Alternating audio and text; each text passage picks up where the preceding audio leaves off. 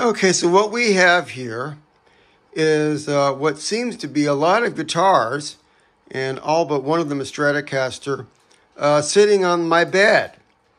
So I've been suffering from a cold the last week that had laryngitis, so I had to do some work on a couple of guitars, and I was not able to film doing the work. So let's talk about what I did. First one is this brown Stratocaster here that has a strange headstock. This guitar did not come with this headstock. It came with this headstock, which says Fender, but it did not say Fender. It said Fever. And then we also have this very, very nice, I'm guessing about a 10-year-old Fender, what do they call it, Squire guitar. This one here is my current favorite.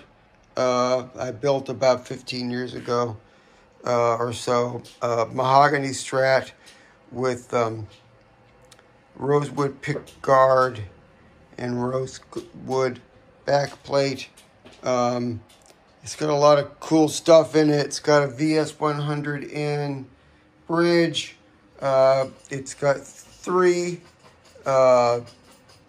virtual vintage pickups, 2 of which are giving me problems.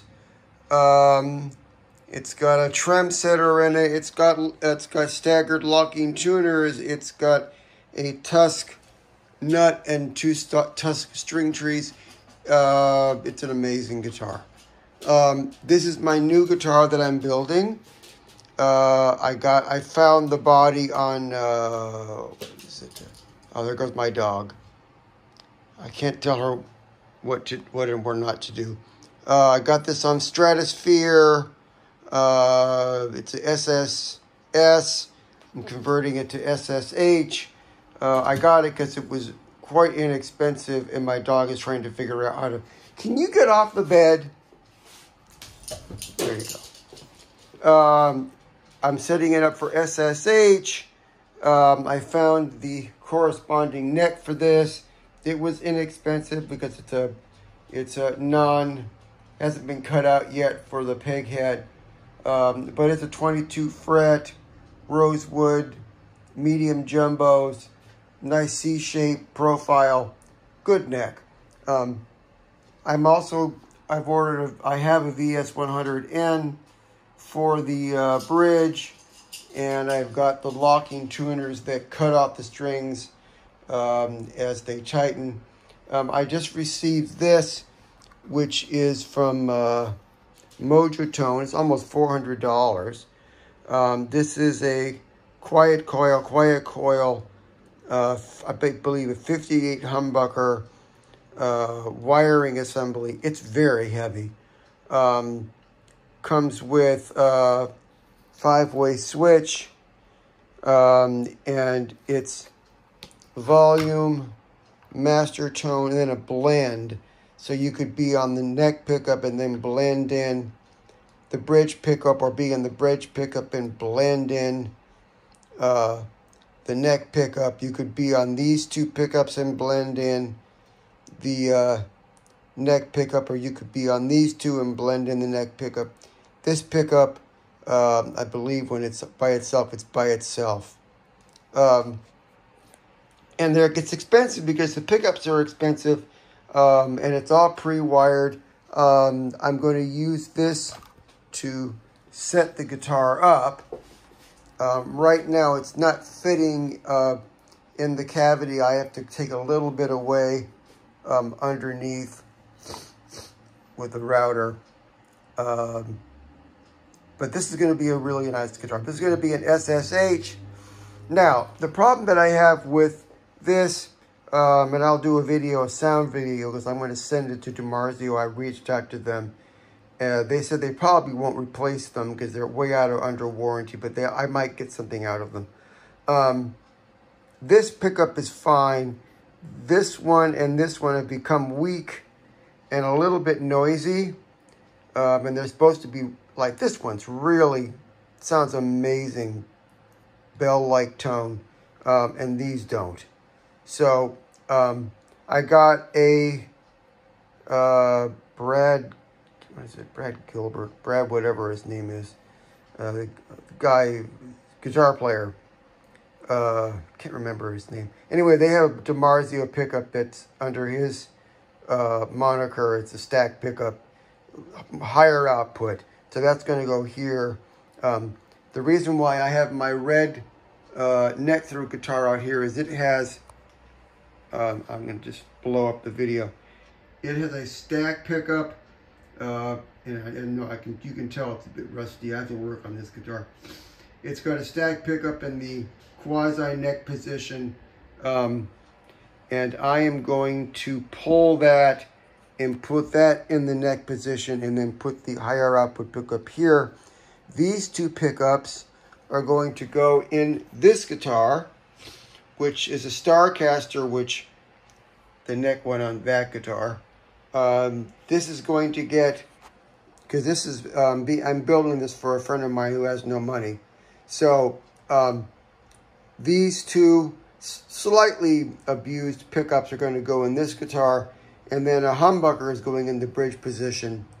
And that's just going to be basically a recording / stage guitar. He doesn't use a lot of distortion. So if you're not using a lot of distortion, the pickups that are in my Strat, currently in my Strat, are fine. It's just that they've degraded a little bit. And then I've got a bunch of extra humbuckers, so I'm just going to throw that in there. I've already got the pick guard. And then this guitar has the neck that came off this brown guitar. I don't like the wood that the fretboard is made out of. I had to drill out the holes in the back, and when I did, part of the 20th fret, some of the parts just of the actual wood just it's kind of hard to see, but they broke out, and I had to replace them with some wood filler. Again, no big deal. Now, the one I'm going to focus on last is this Squier. This guitar and the brown guitar were actually found out in the wild by my neighbor's son and his girlfriend. His girlfriend's a pretty good musician. She, like me, plays the guitar and the keyboards. Well, I don't play keyboards very well. She plays keyboards well. She's only like 15. This is a really nice Squier. I'm guessing it's about 10 years old. It's a one-piece, I'm not sure if it's alder or ash body. It's pretty heavy.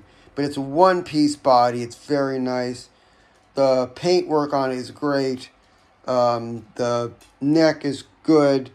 I had bought locking tuners in these rolling string trees, which I do not like very much after I put them on. I prefer to go with Tusk string trees from now on. I decided to put those were going to end up on this neck, but because this neck ended up on this guitar, and vice versa, I put the pegs that were on this guitar, which were non-locking, on the former Fever guitar. So they're over there. Because this guitar, sorry, I'm getting over this cold. It was already set up, excuse me, as a floating bridge, with a floating bridge. And I continued that. So this guitar has the locking tuners and the very low stress on the strings going into the bridge, nut string trees. I left this nut on because it's cut perfect. I don't know if it came out of the factory that way or somebody worked on it, but the angle is good. The height off the nut's good. I left it alone. I opened up the control cavity and sprayed it full of cranoline. Got rid of the out of that. Put it back in. Everything is fine. It does have the terrible, what do you call it? It looks like it's a PC board 5-way switch, but I'm not going to go through the machinations and changing that because it's working. The volume, the tones work fine. The bridge is actually pretty good. I like the saddles. It's set up with 3 springs. Somebody messed with the configuration of the springs to make it float well. I just tightened up the claw a little bit. I put a tiny, very thin piece of cardboard in to shim the neck, and I had to raise the bridge saddles just a tiny bit, but it plays really well. You can do the shimmery thing. Like, it didn't have a whammy bar, but I found one on Amazon for like $6, and it fit, thank God. Because I tried to put the one that was on this guitar on this, and it didn't fit. Wrong situation. Anyway, I'm going to show her how to change the strings on this guitar, because when it's set up to be floating, you really only want to change one string at a time, because it's very difficult to get it in tune when you take all the strings off. It's a little bit better on this guitar, because this guitar is a VS100N and a trem setter in the back, which makes it a lot more stable than, say, a traditional Fender bridge that's set up to float. But I figured that she's a quasi-professional musician, even though she's 15, and she'll learn how to do it. And then she has to deal with the locking tuners. Whereas my friend, who I've known for a long time, to have to deal with the locking tuners if you're not going to use the tremolo very much is really a waste of time. So I'm just going to put on a Tusk nut on this, and when I change the pickup control cavity setup, and that'll be done with that. And this will be a decent looking guitar. And I applied these Fender logos that I got off eBay. I know it's illegal, but you know, they can shoot me. I'm putting those similar logos on the new SSH guitar. It's a slightly different spaghetti logo. And then I'm going to do a burst to the headstock. This is wood, by the way, which I stained to match the yellow stain here as much as I could. It's got quite a few coats of clear on it, and I got a back plate, a wooden back plate that I'm going to do the same thing, stain it and put several coats of clear, because I like wooden scratch plates. Like this one is this one is not solid wood. This one is solid wood, and the back plate is also solid wood, rosewood. I found a guy on eBay. Also, I like when the back plate has just an open slot instead of the holes. It's easier to restring the guitar. I just love these this rosewood. The guy who made these, he's out of business. I don't know of anybody who makes these now that are solid wood. If they did, they'd be very expensive. This one is not solid wood. It's wood with a laminate. The back plate is solid wood. So this is going to take me a while. Now, lastly, this is a guitar that I made back in the late 80s. I haven't played it for a while. It's got a few issues. The design was basically my friend who worked at Nadine's, named Sammy Sanchez, is sort of a legend in the industry. He taught me how to work on guitars, along with James Kaufman, who taught me how to work on guitars, who actually did some work on this as well. He designed this guitar. It's a neck-through design. The neck-through part was made by now a legendary bass builder named Mike Tobias, who I met a million years ago when he was a guitar repair guy. The wings were, and the fingerboard and stuff, etc., were made by a guy named Tack, who is well known in the industry. I believe he works for Ibanez now. He used to work for Performance Guitar. That's where I believe Steve Vai met him. He used to make all these guitars for Steve Vai before he hooked up with Ibanez. You know, all those strange guitars he had playing with when he replaced Yngwie Malmsteen and Alcatraz before he started using the gems. And I just saw a video of him making a gem for Vai. I'm not a big fan of Vai, but what I'm going to do here is we're going to pull this pickup, and I'm going to get a sustainer system for this guitar, because the pickup placement where it is right now, being it's a 24 fret guitar, and that the access to the truss rod is at the 24th fret. I'll go into more on this guitar when I work on it.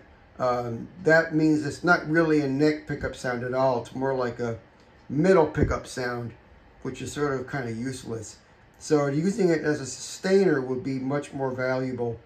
Also, I set this guitar up because I was eventually going to put a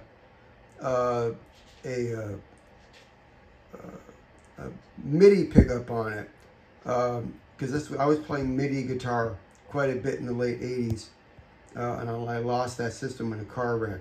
But they now have a MIDI system, I believe, that attaches and then transmits wirelessly through a USB dongle. I believe that's what I saw Jennifer Batten using.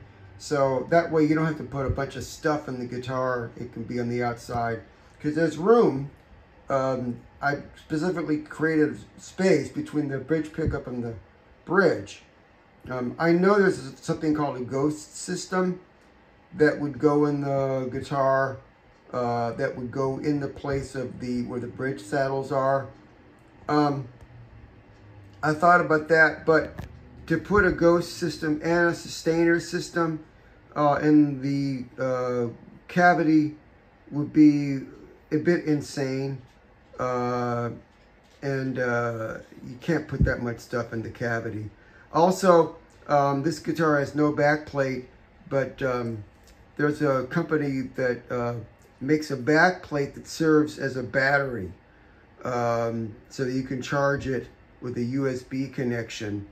And so I'm going to get one of those so I don't have to put a battery in the guitar, because the sustainer goes through a lot of batteries, and I'd have to like route out a battery container, which I do not want to do on this guitar, because the paint is, even though it's 30 some odd years old, the paint is still really good.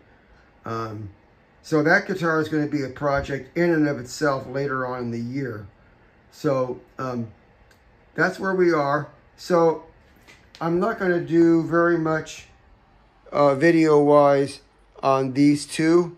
They're going to go to Andy. Andy's getting the brown guitar, and his girlfriend is going to get the Squire, and she's very, very excited. I told her this is the guitar you keep. You don't get rid of this guitar ever. You can get other guitars, but to having a nice, clean Strat like this is a gift, really. I mean, I told her this guitar is worth, set up the way it is with the locking tuners, etc., and set up correctly, is a $700 guitar. I don't care if it's a Squire or not. It's a really nice Strat. And this one is just, it is what it's going to be. It's just a little kind of learn how to play the guitar. And this one is, the red one's going to be a decent guitar for my friend for recording, and if he wants to play live. You know, it'll stay in tune. I doubt he'll use the whammy bar, but I'll make it so he's got a decent, at least he's got one decent guitar. And we'll fix this one, and we'll get this one going. And this is the project for the year. I have another guitar I have to finish a few actually. I got a ES-175 that I have to just finish the wiring on and put the pickups in. I have a ukulele that I'm gonna fix, and I have my old Music Master I want to put back together again. But this is pretty much the beginning of a bunch of projects. So I hope you stay tuned and like and subscribe, and we'll see you soon.